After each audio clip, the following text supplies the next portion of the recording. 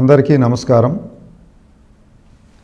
ఈరోజు climate friendly diet, వాతావరణానికి అనుకూలమైనటువంటి ఆహారం ఏమిటి అనే విషయం కానివ్వండి, లేదా క్లైమటేరియన్ ఫుడ్ అనేటువంటి విషయం మీద అవగాహన చేసుకోవడానికి ప్రయత్నం చేద్దాం. కారణం ఏమిటంటే, ప్రస్తుతం మనం చూస్తున్నటువంటి వాతావరణ మార్పులు, శాస్త్రజ్ఞులు తెలియజేస్తున్నది కూడా ఈ వాతావరణ మార్పులు చాలా తీవ్రంగా పెరుగుతూ ఉన్నాయి. ప్రకృతి సిద్ధంగా ఉండవలసినటువంటి మానవ జీవన శైలి ప్రకృతిని దాటి వికృతి రూపంలోకి వెళ్ళింది. కనుక వాతావరణంలో సంభవిస్తున్నటువంటి ఈ మార్పులు వల్ల జీవజాతికి తీరని నష్టం వాటిల్లుతుంది అనేటువంటిది ఇప్పుడు మరి అంతర్జాతీయంగా శాస్త్రజ్ఞులందరూ కూడా కృషి చేస్తున్నటువంటి ముఖ్యమైన అంశం. మనలో కూడా చాలామందికి తెలుసు, ప్రకృతి సిద్ధమైన జీవన విధానం నుంచి చాలా దూరం వెళ్ళిపోయి ప్రకృతికి విరుద్ధమైనటువంటి జీవన విధానంలో మనం ఉన్నాము.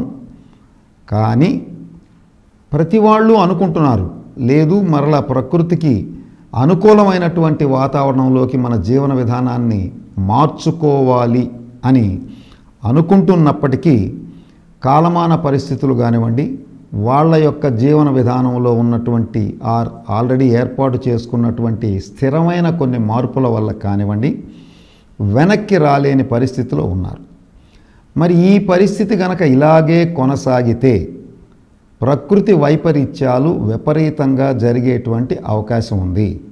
దానితో పాటు మానవ శరీరము కూడా క్షీణించిపోయేటువంటి అవకాశం చాలా ఎక్కువగా కనిపిస్తున్నటువంటి దృశ్యం ఇప్పుడున్నటువంటి పరిస్థితి. కనుక ఈ పరిస్థితిని మనం ఎదుర్కోవాలి అంటే కనీసం క్లైమటేరియన్ ఫుడ్ లేదా వాతావరణానికి అనుకూలమైనటువంటి ఆహార విధానాలని మనం ఏర్పాటు చేసుకొని తద్వారా ఎంతో కొంత పర్యావరణానికి మేలు చేయటానికి ఆస్కారం ఉంది అనేటువంటి అంశం తెలుసుకున్న తరువాత వీళ్ళు వాళ్ళ వంతు కృషి చేస్తూ ఉన్నారు. అసలు ఈ క్లైమాటిక్ ఫ్రెండ్లీ డైట్ అంటే ఏమిటి, దీని యొక్క ఉద్దేశం ఏమిటి, ముఖ్య ఉద్దేశం అనేది కనుక మనం గమనించినట్లయితే, ఈ క్లైమటేరియన్ ఫ్రెండ్లీ డైట్ అంటే వాతావరణానికి అనుకూలమైనటువంటి ఆహార పదార్థాలు. మరి ఈ ఆహార పదార్థాలు ఎలా అంటే, ఎక్కడ ఏరియాలో అక్కడ పండేటువంటి ఉత్పత్తి అయ్యేటువంటి ఆహార పదార్థాలు తినటం ద్వారా మనం క్లైమటేరియన్ డైట్ తిన్నట్టు అవుతుంది. 2, మాంసాహారం మీరు గమనించినట్లయితే చాలా విపరీతంగా పెరిగిపోయింది. ముఖ్యంగా మనం పట్టణ ప్రాంతాల్లో చూస్తే ఆల్మోస్ట్ ప్రతి ఫర్లాంగ్ దూరం లోపల ఒక 2-3 బిర్యానీ పాయింట్లు వెలసినాయి. రోడ్డు మీద వెచ్చలవిడిగా బిర్యానీ పాయింట్లు వండుతున్నారు, అమ్ముతున్నారు. సో ఇది పర్యావరణానికి హితమైనటువంటి ఆహార విధానం కాదు. నాన్ వెజిటేరియన్ ఎక్కువగా వాడటం వలన పర్యావరణం దెబ్బతింటుంది అని శాస్త్రజ్ఞులు ఏనాడో గుర్తించారు. అలా గుర్తించిన తర్వాత తగ్గించడానికి ప్రయత్నం చేస్తున్నారు. ఒకవైపు వాహనాలు పెరగటం కానివ్వండి, వాతావరణంలో వచ్చే మార్పుల వల్ల కానివ్వండి, విపరీతంగా కార్బన్ డయాక్సైడ్, కార్బన్ మోనాక్సైడ్ ఉత్పత్తి అవుతూ పర్యావరణాన్ని దెబ్బతీస్తున్నది అక్షర సత్యం. మరి దానితో పాటు మన ఆహార విధానాల ద్వారా కూడా విపరీతంగా కార్బన్ డయాక్సైడ్ విడుదలయ్యి తద్వారా పర్యావరణానికి తీవ్ర నష్టం జరుగుతోంది అనేటువంటిది ప్రస్తుత చర్చనీయాంశంగా మారింది. అందువలన వీలైనంత వరకు నాన్ వెజిటేరియన్ తగ్గించుకోవటం అనేటువంటిది కూడా ఒక ముఖ్యమైనటువంటి అంశం అవుతుంది. మరొకటి నాన్ లోకల్ ఫుడ్స్. ఇప్పుడు మనం చూస్తున్నాము అనేక రకాల ఆహార పదార్థాలు కానివ్వండి, ఆహార ధాన్యాలు కానివ్వండి, లేదా వెజిటబుల్స్ కానివ్వండి వగైరా ఒక ప్రాంతం నుంచి మరొక ప్రాంతానికి తీవ్రంగా వెళ్ళిపోతూ ఉన్నాయి. అంటే ట్రాన్స్పోర్టేషన్ అనేది విపరీతంగా పెరిగింది ఆహార ధాన్యాల రవాణా కోసం. విజయవాడ నుంచి మనం గమనించినట్లయితే ప్రతిరోజు కనీసం 2-3 లారీల చేపలు కలకత్తాకి ఎగుమతి అవుతున్నాయి. ఇది ఈ త్రూఅవుట్ ట్రాన్స్పోర్టేషను పర్యావరణానికి విరుద్ధమైనటువంటి కార్బన్ డయాక్సైడ్ వెలువడుతూనే ఉంటుంది.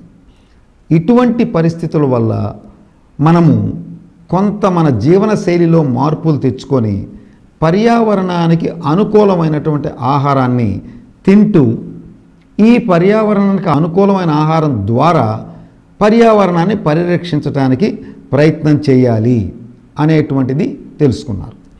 పర్యావరణం ఎంత మేరకు పాడైంది అనేది తెలుసుకోవటానికి ఒక మెజర్మెంట్ కనుక్కున్నారు. అదేమిటంటే కార్బన్ ఫుట్ ప్రింట్, CFP అంటారు. ఈ కార్బన్ ఫుట్ ప్రింట్ అనేటువంటిది ఈ పర్యావరణంలో వచ్చిన మార్పుల్ని తెలుసుకోవటానికి వాడేటువంటి ఒక యూనిట్గా అభివర్ణించారు. దీన్నే మన యునైటెడ్ కింగ్డమ్ పార్లమెంట్లో ఉన్నటువంటి సైన్స్ అండ్ టెక్నాలజీకి సంబంధించినటువంటి ఒక గ్రూపు ఈ కార్బన్ ఫుట్ ప్రింట్ అంటే ఏమిటి అనే దానికి ఒక నిర్వచనం ఇచ్చారు.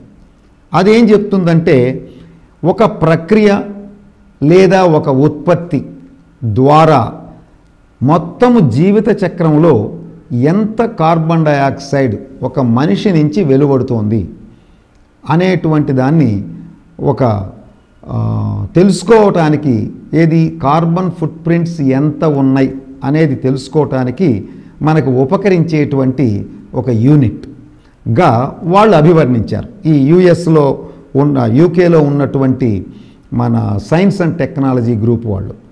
దీనికి వాళ్ళు ఎందుకని ఈ కార్బన్ ఫుట్ ప్రింట్స్ ఎక్కువ అవుతున్నాయి అంటే కార్బన్ డయాక్సైడ్ విపరీతంగా పెరుగుతోంది.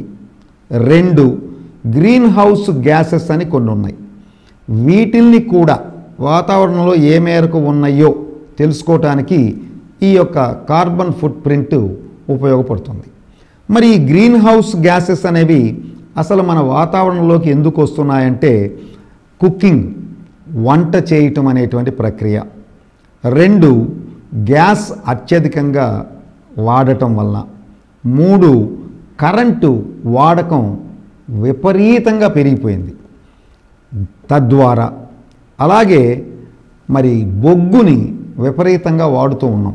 చాలా వరకు రైల్వేస్లో బొగ్గు వాడకం కొంతమేరకు తగ్గించినా కూడా కానీ ఇతరితర ఫ్యాక్టరీల్లో కానివ్వండి, ఇంకో చోట బాయిలర్స్ దగ్గర కానివ్వండి వాడకం ఎక్కువ అవుతుంది.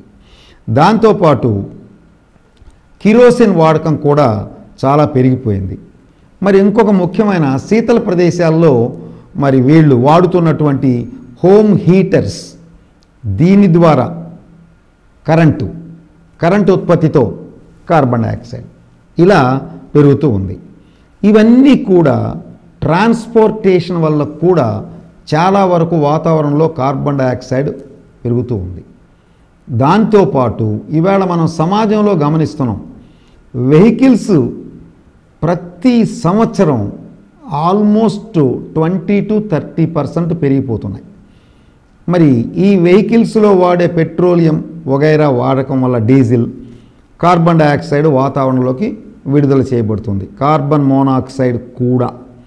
అలాగే డీఫారెస్ట్రేషన్, ప్రకృతిని సర్వనాశనం చేసేటువంటి ఒక ముఖ్యమైనటువంటి అంశం డీఫారెస్ట్రేషన్. ఎక్కడికక్కడ అడవులు కొట్టేసి అడవులు నరికేయటం వలన వాతావరణంలో ఉన్నటువంటి సమతుల్యత దెబ్బతిని తద్వారా కూడా మనకి ఈ యొక్క క్లైమటేరియన్ చేంజెస్, వాతావరణ మార్పులు రావటం ఇవన్నీ జరుగుతున్నాయి. ఈ వాతావరణ మార్పులు ఇప్పుడు జరుగుతున్నటువంటి రేంజ్లో ఇలాగే గనక జరుగుతూ ఉంటే ఖచ్చితంగా మానవాళికి పెనుముప్పు ఏర్పడుతుంది. 2 నాన్ వెజిటేరియన్ ఫుడ్స్ ఇతరితర వెరైటీ ఫుడ్స్ తినటం వలన ఆరోగ్యం పూర్తిగా నాశనం అయ్యే అవకాశం ఉంది. క్యాన్సర్ విపరీతంగా ప్రబలేటువంటి అవకాశం ఇప్పటికే చాలా ఎక్కువగా వచ్చేసింది. క్యాన్సర్ ఇంకా ఎక్కువగా వచ్చేటువంటి అవకాశం చాలా ఉంది. అందుకని అందరూ ఏం చెప్తున్నారు అంటే క్లైమటేరియన్ లైఫ్ స్టైల్కి మారండి, వాతావరణానికి అనుకూలమైన జీవన విధానాన్ని అలవర్చుకోండి, తద్వారా మీ యొక్క ఆరోగ్యం స్థిరంగా ఉంటుంది, ఎక్కువ త్వరగా పాడవకుండా ఉంటుంది. ఇదే విషయం మీద అమన్ పూరి అనేటువంటి ఒక న్యూట్రిషనల్ సైంటిస్ట్, ఇతను ఒక ఎడ్యుకేషన్ సెంటర్ లేదా ఒక స్టెడ్ఫాస్ట్ న్యూట్రిషన్ సెంటర్ రన్ చేస్తూ ఉన్నాడు. ఇక్కడ ఇతను ఏంటంటే క్లైమటేరియన్ ఫ్రెండ్లీ డైట్ మాత్రమే ఇతను ఇస్తూ ఉంటాడు. తద్వారా కొంతమేరకు ఈ పర్యావరణం యొక్క పరిశుభ్రత గురించినటువంటి అవగాహన ప్రజల్లో పెంచడానికి ట్రై చేస్తూ ఉన్నాడు. అతనిచ్చే సలహా ఏంటంటే ఇతర దేశాలు కానీ రాష్ట్రాలు కానీ అన్ని చోట్ల పర్యావరణానికి అనుకూలమైనటువంటి ఆహార విధానాలు అవి ఎలా చేయాలి అనేటువంటిది ఒక హెల్త్ ఎడ్యుకేషన్ క్యాంపెయిన్స్ లాగా విపరీతంగా చేస్తూ ప్రజలందరికీ తెలియజేస్తూ వాళ్ళు అర్థం చేసుకొని వాళ్ళు ఈ విధానంలోకి ఈ వైపుకి మారటానికి ప్రయత్నం చేయాలి అనేటువంటి సూచనని ఈయన అమన్ పూరి గారు ఇస్తున్నారు. అలాగే ఇప్పుడు కార్బన్ ఫుట్ ప్రింట్ అనేది ఒకటి ఉంది.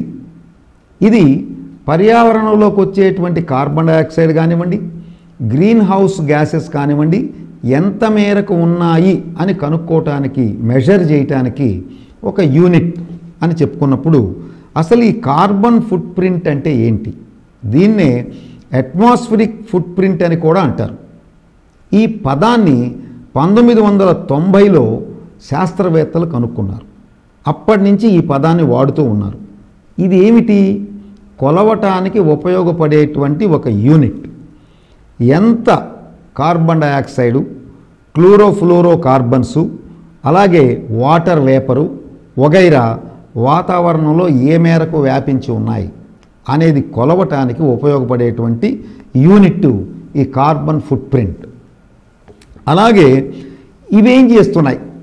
కార్బన్ డైఆక్సైడ్ వస్తుంది, గ్రీన్ హౌస్ గ్యాసెస్ వస్తున్నాయి, వాతావరణంలో ఉన్నటువంటి తేమ తగ్గుతోంది. ఇవి ఏం చేస్తాయి అంటే వాతావరణంలో వచ్చేటువంటి ఉష్ణాన్ని పీల్చుకొని మరలా రిలీజ్ చేస్తూ ఉంటాయి. అంటే ఈ వాతావరణంలో ఉన్నటువంటి వేడిని తగ్గకుండా ఇవి చేస్తూ ఉన్నాయి, కంటిన్యూస్గా ఉండేట్లుగా. అందువలన మనం అందరం గమనిస్తున్నాము, ఈవేళ శాస్త్రవేత్తలందరూ ఓజోన్ పొర చాలా వరకు దెబ్బతినిపోయింది, తద్వారా సూర్యుడి నుంచి వచ్చేటువంటి వేడిమి అదే విధంగా భూమి మీదకు వస్తుంది, తీవ్రత పెరిగింది. దానివల్ల కూడా ఉష్ణోగ్రతలు భయంకరంగా పెరిగిపోతూ ఉన్నాయి. అలాగే వాతావరణంలో తేమ బాగా తగ్గటం వల్ల కూడా మరి వర్షాలు సకాలంలో పట్టడం అనేది ఎప్పుడో పోయింది. ఇప్పుడు ఓన్లీ ఎక్కడైనా డిప్రెషను వగైరా ఉంటేనే వర్షం, లేకపోతే వర్షాలు లేనటువంటి పరిస్థితులు కూడా నెలకొంటూ ఉన్నాయి. అలాగే కాలాలు మారిపోయినాయి, సీజన్స్ మారిపోయినాయి. ఎండాకాలం, వర్షాకాలం, చలికాలం, ఇలాగా మా చిన్నతనంలో మేము ఎంజాయ్ చేసినటువంటి ఈ కాలాలు కూడా ఇప్పుడు మారిపోయి అన్నీ ఒకటే కాలం. తుఫాన్ వస్తే వర్షాకాలం, లేకపోతే ఎండాకాలం. మీరు గమనించండి, చలికాలంలో కూడా పూర్వం ఉన్నటువంటి చలి తీవ్రత లేవు. చాలా క్యాజువల్గా చలికాలం వచ్చింది పోయింది అన్నట్లుగానే ఉంటూ ఉన్నారు. కనుక ఇన్ని సమస్యలు ఉన్నాయి కాబట్టి మరి క్లైమేట్ పాడవకుండా మన వరకు మనం ఏ మేరకు చేయగలం అనేటువంటిది ఆలోచిస్తూ ఎంత తక్కువ వీలైతే అంత తక్కువ వాహనాలను వాడుతూ ఈ క్లైమేట్కి అనుగుణమైనటువంటి ఫ్రెండ్లీ ఆహార పదార్థాలు తినటానికి మనం కంకణం కట్టుకొని తద్వారా ఎవరికి వాళ్ళు మన వరకు మనం ఎంతో కొంత పర్యావరణం పాడవకుండా ఉపయోగపడుతున్నాం అనేటువంటి అంశాన్ని పరిశీలించి అవగాహన చేసుకొని ఆచరిస్తూ మన వాతావరణాన్ని మనం కాపాడుకోవాలి అని జరుగుతుంది. ఈ పర్యావరణ మార్పుల వల్ల ఏం జరుగుతుంది? సముద్ర మట్టం పెరుగుతోంది. అది ఇంకా పెరిగిందనుకోండి తీర ప్రాంతాల మీదకు చొచ్చుకొని వచ్చేస్తుంది. అలాగే గ్లేషరీస్ ఎక్కడెక్కడైతే మంచు దిబ్బలు ఉన్నాయో అవి కరుగుతూ ఉన్నాయి. అలాగే నార్త్ పోలు సౌత్ పోల్లో ఉన్నటువంటి విపరీతంగా ఉండవలసిన మంచు ఇప్పటికే 20% పైగా తగ్గింది అని శాస్త్రవేత్తలు తెలియజేస్తున్నటువంటి అంశం. వీటితో పాటు ఈ కార్బన్ ఫుట్ ప్రింట్ ముందుగా వ్యక్తిగతంగా వ్యక్తుల మీద పర్యావరణ ప్రభావాన్ని చూపిస్తుంది. దాంతోపాటు మానవ కార్యకలాపాల వల్ల ఫుట్ ప్రింట్ పెరుగుతూ వస్తుంది అనేటువంటిది కూడా శాస్త్రజ్ఞులు తెలుసుకున్న తరువాత దీని గురించి ప్రత్యక్షంగా ప్రజలందరికీ తెలియచేయాలి, వాళ్ళని ఎడ్యుకేట్ చేయాలి, వాళ్ళు గ్రహించే వరకు అనేటువంటి ఒక అంశాన్ని అందరూ సైంటిస్టులు కూడా ఆలోచిస్తూ ఆ భాగంగా గవర్నమెంట్ వ్యవహారాల్లో కొన్ని మార్పులు తెస్తూ ఇది చెయ్యాలి అనుకుంటున్నారు. దాంతోపాటు కొన్ని వార్తలు ఏం చెప్తున్నాయంటే ఈ పర్యావరణంలో వచ్చేటువంటి మార్పుల వల్ల మన భూమి మీద ఉన్నటువంటి సుమారు 70,000 రకాల జీవరాశుల్లో 48% ఇప్పటికే అంతరించిపోయాయి అనేటువంటి అంశం కూడా తెలుస్తుంది. మరి జీవరాశులు కనుక అంతరించిపోతే ఏమిటి నష్టం జరుగుద్ది అనేటువంటి అంశాన్ని మనం పరిశీలిస్తే భూమి మీద వాతావరణాలు విపరీతంగా మారుతాయి, పంటలు పండవు, అలాగే అకాలంగా వాతావరణ మార్పుల వల్ల అనారోగ్య సమస్యలు వచ్చి చాలామంది ఇబ్బంది పడేటువంటి అవకాశం కూడా ఉంది అనేటువంటి విషయాన్ని కూడా తెలియజేస్తున్నారు. తర్వాత కొంతమంది శాస్త్రజ్ఞులు ఏం చేశారంటే ఈ కార్బన్ ఫుట్ ప్రింట్ అనేక దేశాల్లో పరీక్షలు చేస్తే ఎక్కడెక్కడ ఎంత ఉంది అనేటువంటిది వాళ్ళు తెలుసుకున్నప్పుడు వాళ్ళకి తెలిసింది అన్ని దేశాల కంటే అమెరికాలో కార్బన్ ఫుట్ ప్రింట్ చాలా ఎక్కువగా ఉంది. అది ఎంత అంటే 20.6 మెట్రిక్ టన్నులు ఒక సంవత్సరానికి, చాలా ఎక్కువ. దాని తరువాత చైనాలో ఎంత ఎక్కువ జనాభా ఉన్నా కార్బన్ ఫుట్ ప్రింట్ 7గా ఉంది, 7 మెట్రిక్ టన్నులు. ఒక వ్యక్తి బయటకు వదిలేటువంటి కార్బన్ డయాక్సైడ్ కానివ్వండి, అతని యొక్క కార్యకలాపాలు వంటలు వగైరా వాటి వల్ల కానివ్వండి, అతను వాడేటువంటి వెహికల్స్ వల్ల కానివ్వండి, ఒక వ్యక్తి ఒక సంవత్సరంలో వెలువరించేటువంటి ఈ యొక్క కార్బన్ డయాక్సైడ్ కానివ్వండి ఇతర గ్యాసెస్ ఇవి 7 మెట్రిక్ టన్నులుగా ఉంది. అదే యూకే ఇంగ్లాండ్లో 6 మెట్రిక్ టన్నులుగా ఉంది. అదృష్టవశాత్తు మన దేశంలో 1.84 మెట్రిక్ టన్నులుగా ఉంది. ఎందుకంటే మనది ఇంకా డెవలపింగ్ కంట్రీయే కదా, కాబట్టి ఇది డెవలప్ అవటానికి చాలా టైం పట్టుద్ది. ఆ పూర్తి డెవలప్మెంట్ వచ్చి మనం ఇంగ్లాండ్ స్థాయికో లేదు కనీసం అమెరికా స్థాయికో ఎగబాకాలంటే చాలా కష్టం. అంత ఎక్కువ ఎందుకుంది అమెరికాలో అనేది చూస్తే వాళ్ళ కరెంటు వాడకం చాలా విపరీతంగా ఉంది. మరి అంత వాడకానికి కరెంటు సప్లై చేయాలంటే కరెంటు జనరేషన్, ఈ జనరేషన్లో వాళ్ళు వాడేటువంటి పెట్రోలియం ప్రోడక్ట్స్ కానివ్వండి, కార్బన్ ప్రోడక్ట్స్ ఏదైనా కానివ్వండి, తద్వారా వస్తున్నటువంటి కార్బన్ ఫుట్ ప్రింట్ అంటే కార్బన్ డయాక్సైడ్ వాతావరణంలోకి వస్తున్నటువంటిది అని మనకు తెలుస్తుంది. అలాగే మరి ఒక యుఎస్ అంటే United States of America environmental program protection agency, వాతావరణాన్ని పరిరక్షించే ఏజెన్సీ వాళ్ళు ఏం చెప్తున్నారంటే ఈ యొక్క కార్బన్ వాతావరణంలోకి కాన్స్టెంట్గా పెరుగుతూనే ఉంది.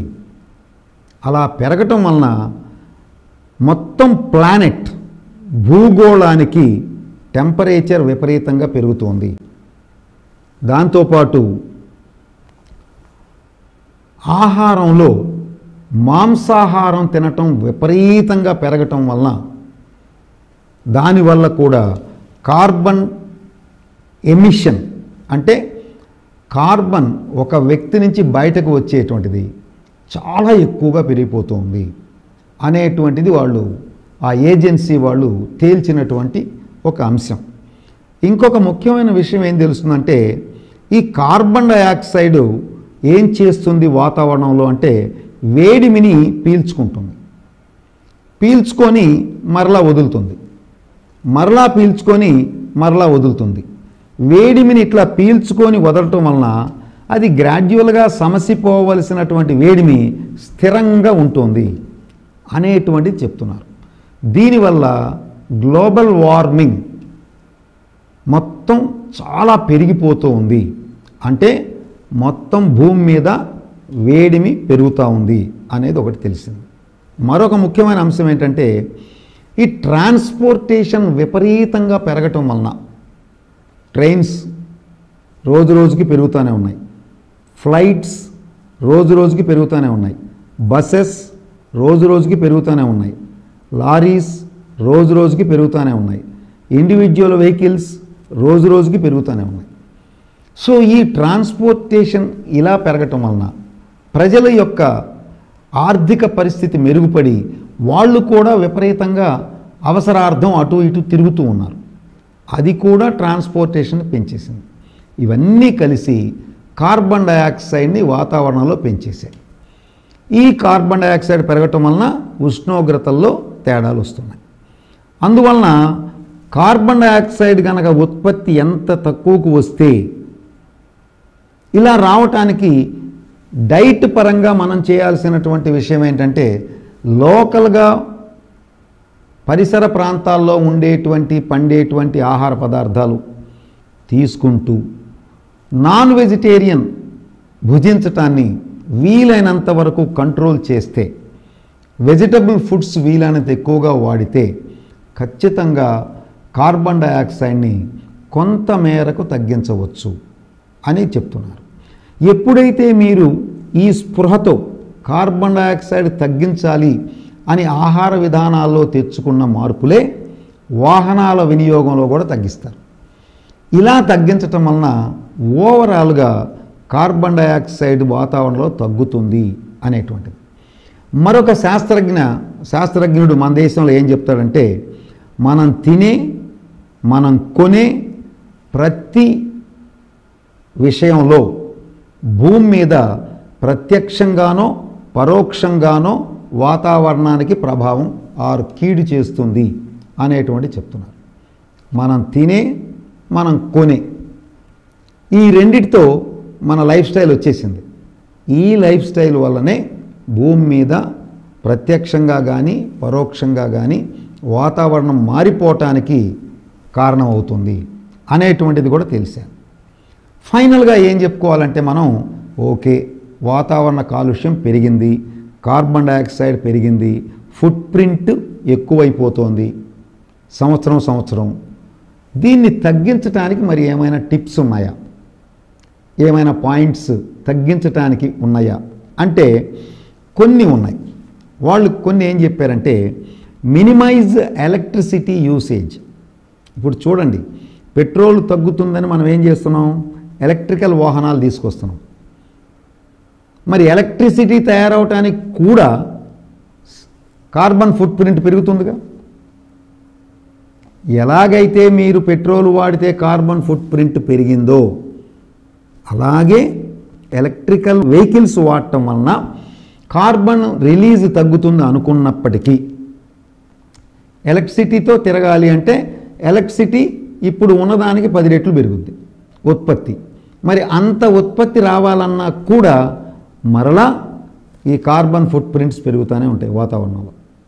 కనుక మినిమైజ్ ఎలక్ట్రిసిటీ యూసేజ్, అలాగే reduce carbon emission by using different methods of cooking are minimising the food cooking అనేటువంటిది కూడా ఒక వాదం. అలాగే reduce usage of electrical appliances, అంటే ఈవేళ అనేక ఫ్యాక్టరీస్లో కానివ్వండి, ఈవెన్ హౌసెస్లో కూడా ఈ కరెంటుతో వాడేటువంటి అప్లయన్సెస్ అంటే పాత్రలు కానివ్వండి, లేకపోతే కుక్కర్స్ కానివ్వండి, వగైరా వగైరా విపరీతంగా పెరుగుతూ వస్తున్నాయి. తద్వారా ఏమనుకుంటున్నారు, కాలుష్యాన్ని కంట్రోల్ చేయగలుగుతున్నాం అనుకుంటున్నారు తప్ప ఈ కరెంట్ రావటానికి అక్కడ కాలుష్యం పెరుగుతూనే ఉంది అనేటువంటి అంశాన్ని విస్మరిస్తున్నారు అనేది కూడా చెప్తున్నారు. అలాగే లేసర్ లైట్స్ ఇవాళ ప్రతి వెహికల్కి పెడుతూ ఉన్నారు ఆల్మోస్ట్. ఇప్పుడు వచ్చేటువంటి కొత్త కార్లకి హెడ్ లైట్స్ మొత్తం లేసరే. సో లేసర్ లైట్లు వాడకం వలన కూడా కార్బన్ ఫుట్ ప్రింట్ పెరుగుతుంది కనుక ఆ లేసర్ లైట్లు, లేసర్ రేసు వాడటాన్ని తగ్గించాలి అనేది కూడా చెప్తున్నారు. అలాగే వీలైనంత వరకు మనం ఆరోగ్యరీత్యా 2 పూర్వంలాగా స్టెప్స్ ఎక్కుతూ లిఫ్ట్ వాడకాన్ని తగ్గించాలి. అంటే ఇక్కడ మనం చూస్తే లిఫ్ట్లు ఎక్కడున్నాయండి అంత పెద్ద వాడకం అనుకుంటాం, కానీ డెవలప్ అయిన దేశాల్లో suppose you take America like situation, ఎందుకు అక్కడ కార్బన్ ఫుట్ ప్రింట్ 20 మెట్రిక్ టన్నులు ఉన్నదంటే ఇదే కారణం. వాళ్ళ డోర్ తీయాలన్నా ఎలక్ట్రిసిటీ ఉండాలి, లేకపోతే డోర్ కూడా రాదు. పొరపాటున పవర్ కట్ అయిందంటే అందరూ రోడ్ల మీద పడుకోవటమే, అది అక్కడ పరిస్థితి. కనుక అంత పవర్ని వాడుతున్నారు కరెంట్ అంటే కార్బన్ ఫుట్ ప్రింట్లు అందుకు ఎక్కువైనవి, 20 మెట్రిక్ టన్నుల పైబడి. అలాగే పవన శక్తి, గాలి ద్వారా, గాలి మరలు అంటారు, కరెంటు ఉత్పత్తి పెరగాలి.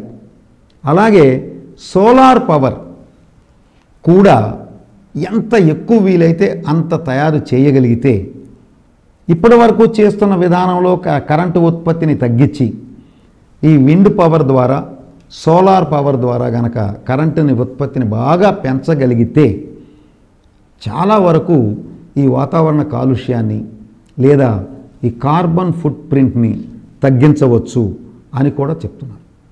ఫైనల్గా ఈ మధ్యకాలంలో ఈ వాతావరణ శాస్త్రవేత్తలందరూ కూడా ఒక అంతర్జాతీయ సమావేశాలు నిర్వహిస్తూ దాంట్లో వాళ్ళు ఒక నిర్ణయం తీసుకున్నారు.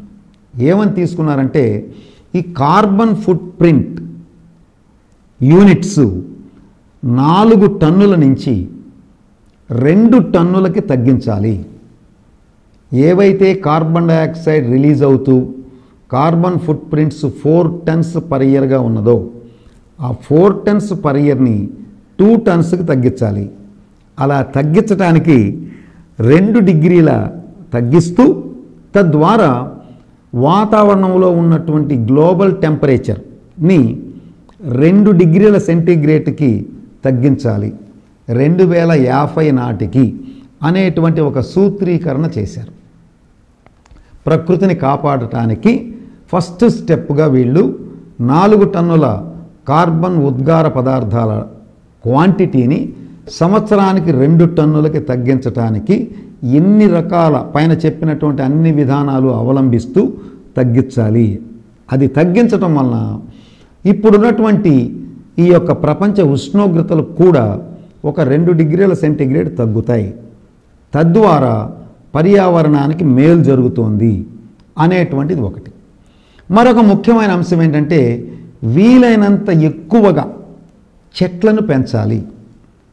ఇది కూడా కర్ణాటకలో ఒక ఆవిడకి ఐ థింక్ ఒక ప్రైజ్ కూడా ఇచ్చారు. ఆవిడ ఒక్కతే కొన్ని 100 ఎకరాల అడవుల్ని పెంచేసింది.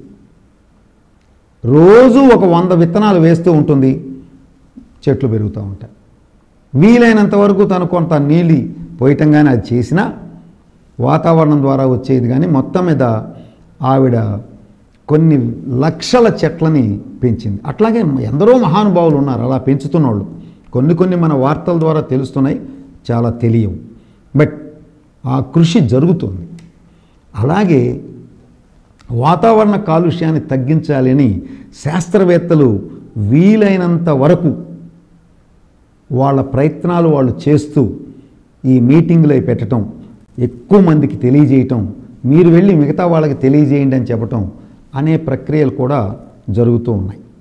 చివరిగా ఏమంటారంటే, ఈ గ్లోబల్ వార్మింగ్ గనక అంటే ఉష్ణోగ్రతలు వేడవటం మనం ఆపుకోలేకపోతే ఏం జరుగుతుంది, అలాగే కార్బన్ ఫుట్ ప్రింట్ క్వాంటిటీని తగ్గించకపోతే జరగబోయే పరిణామాలు ఏంటి అనేది కూడా శాస్త్రజ్ఞులు వివరించారు. ఓజోన్ పొర ఇంకా చాలా వరకు దెబ్బతినిపోతుంది. అది గనక దెబ్బతినిపోతే సూర్యరశ్మి నుంచి డైరెక్ట్గా వచ్చే రేస్ని ఓజోన్ పొర ఫిల్టర్ చేస్తుంది. తద్వారా మనం ఆనందంగా ఉన్నాం. ఆ ఫిల్టరేషన్ కనుక ఆగిపోతే డైరెక్ట్గా రేస్ యాజిటీస్గా పడితే చర్మం మీద పొక్కులు పొక్కులు వచ్చేసి మొత్తం 1 గంటలో మనిషి చచ్చిపోతాడు. ఇది ఎప్పుడో తీర్మానించారు. కనుక ఓజోన్ పొర తగ్గకుండా చూడాలి. మరి ప్రతి వాళ్ళు ఇవాళ ఏసీలు వాడుతున్నారు, మరి ఫ్రిడ్జ్లు వాడుతున్నారు. ఇవి వాడినంత కాలం క్లోరోఫ్లూరో కార్బన్స్ ఉత్పత్తి అవుతూనే ఉంటాయి. ఈ వాడకం పెరుగుతుందే కానీ కనీసం ఆగల. ఎందుకని? జనాభా పెరుగుదల. ఈ జనాభా పెరుగుదల ఉన్నంతకాలం, కొత్త కుటుంబాలు ఏర్పడినంతకాలం ప్రతి వాళ్ళు ఇవాళ ముందు ఏసీ కావాలా, ఎండను తట్టుకోలేము, ఫ్రిడ్జ్ కావాలా, ఒక 4 రోజులు కూరగాయలు మంచి చెడు పెట్టుకోవాలా అనేటువంటి దీనికి వస్తూ, 1 నెసెసిటీ, 2 ఇతరులను చూసి మనకి లేవు కావాలి అనే అభిప్రాయాలు. వీటి వల్ల రెఫ్రిజిరేటర్సు, కూలర్సు యొక్క వాడకం విపరీతంగా పోయింది. అలాగే మనుషుల్లో పూర్వం ఉన్నటువంటి స్ట్రెంగ్త్స్ ఇప్పుడు లేవు. కనుక వీళ్ళు కాస్త కూస్త ఎండలకు కూడా తట్టుకోలేక ఏసీ ఏసీ ఏసీ అని పరిగెడుతున్నారు. అప్పు చేసైనా ఏసీ కొనాలి, ముందు ప్రశాంతంగా ఉండాలి అనేటువంటి ధోరణికి చాలా వరకు జనాభా మారిపోతూ ఉన్నారు. అలాగే వృక్ష సంపద చాలా వరకు తగ్గిపోతుంది. జంతుజాలం కూడా చాలా వరకు తగ్గిపోతుంది. ఇవి 2 తగ్గటం మొదలైతే జీవితాలు కూడా తారుమారవుతాయి. ప్రజలు జీవించలేరు, పంటలు పండవు, అనేక రకాలైనటువంటి ఈతి బాధలన్నీ వచ్చి మనిషి మనుగడ ప్రశ్నార్థకమైపోతుంది. అందువలన ప్రకృతి వైపరీత్యాల వల్లనే మనకి పూర్వీకులు మహానుభావులు చెప్పింది ఏంటంటే, కలియుగంలో మనుషులకి 120 సంవత్సరాల ఆయుర్దాయాన్ని భగవంతుడు ఇచ్చాడని, మనం వాతావరణాన్ని చెడగొట్టుకొని, మనం డబ్బును సృష్టించుకొని దానికి బానిసలై శత్రుత్వాలు, భయంకరమైన విద్వేషాలు పెంచుకుంటూ మన యొక్క జీవన ప్రమాణాన్ని మనమే 65-70కి కన్ఫైన్ చేసుకుంటున్నాం యావరేజ్గా. కనుక దీనికి తోడు పర్యావరణాన్ని కాపాడుకోలేకపోవటం మరొక ముఖ్యమైనటువంటి అంశం అయిపోయింది. కనుక ప్రజలందరికీ ఈ క్లాస్ లేదా ఈ యొక్క విషయం తెలియజేయటం ఏంటంటే, అందరూ కూడా పర్యావరణాన్ని నా వంతు నేను ఎంతవరకు కాపాడగలను అనేటువంటి ఆలోచన విధానాన్ని పెంపొందించుకొని అలా ఆలోచిస్తూ ఖచ్చితంగా 1%, 5%, 2% గతం కంటే ఇప్పుడు నా వల్ల కార్బన్ డయాక్సైడ్ తక్కువ వస్తుంది అనేటువంటి ఒక నిర్ణయాత్మకమైనటువంటి విధానాలను అవలంబిస్తూ అందరూ కూడా వీలైనంత వరకు పర్యావరణాన్ని కాపాడటానికి మన వంతు కృషి మనం చేస్తూ మన పర్యావరణాన్ని రక్షించుకుంటూ మన జంతుజాలాన్ని, వృక్ష సంపదని, మనుషుల్ని కాపాడుకోవటానికి మనం ప్రయత్నం చేయాలి. అందరూ చేయవలసిందిగా నేను ప్రార్థిస్తూ సెలవు.